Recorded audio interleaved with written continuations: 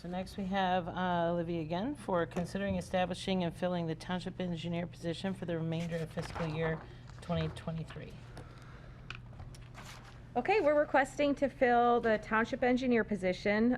This position has been used and filled in the past, and a job description was established as part of the township's compensation study in 2020. We anticipate that finding if this position is available, which the request is, well, right now we are planning on including it and requesting and including it in the budget for fiscal year 24.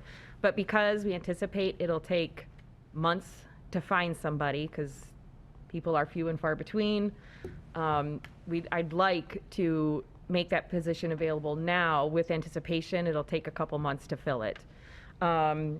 It would be split between 50% water and sewer fund and 50% general fund. And I will say that this position would serve as the deputy department head, because right now there's no deputy in the department. And it'll also be the lead on all special assessment districts and assist with our stormwater management plan.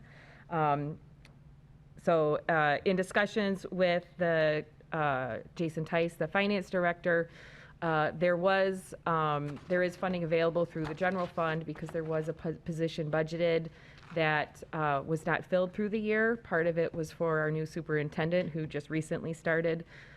So the position was funded for a whole year. So there is funding available in the general fund, and then the water and sewer fund has funds available. But again, it's kind of an estimate. I'd like to start advertising now, knowing it may not be several months where we get someone, whereas if we started advertising in April, once the budget's approved for next year, if it's included, it'll be another half year before we have somebody.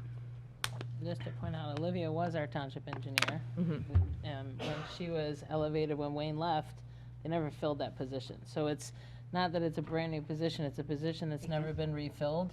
And we've gotten to the point where they are just well past their levels, and it's an unsustainable level. When you're all doing 15 to 20 hours extra a week of at least of Or have overtime. 6 things and an agenda at a board meeting. And she gets to come here. But it's not a brand new position we created, it's just one that was never refilled. And it's been quite a while that Olivia's been trying to hum along without it, but with all these extra engineering issues that have come up, like the storm sewer and SADs, it's just too much for that department now. Yes, there's certainly a need, and I know we talked about it at the last meeting, and Yeah. I'm ready to make a motion for the. Is there any discussion? Can I ask one question first? Okay, I think you need to have. So it says provide, basically she said deputy department head. This isn't going to be in the deputies group. Yes. Yes, it is, or no, it's not? Yes, this is one of the deputy groups. This is part of that union contract, which, under the amended one that because knowing that we had some of these deputy positions that might have to go outside, like our superintendent, who came from Redford, that's why we had worked with the deputies and the department heads to work on modifying that agreement to make it easier, since there would be some people coming in from the outside. Okay. Yeah, that was one of the reasons why we worked on changing that. Any other questions? If not, I look for a motion.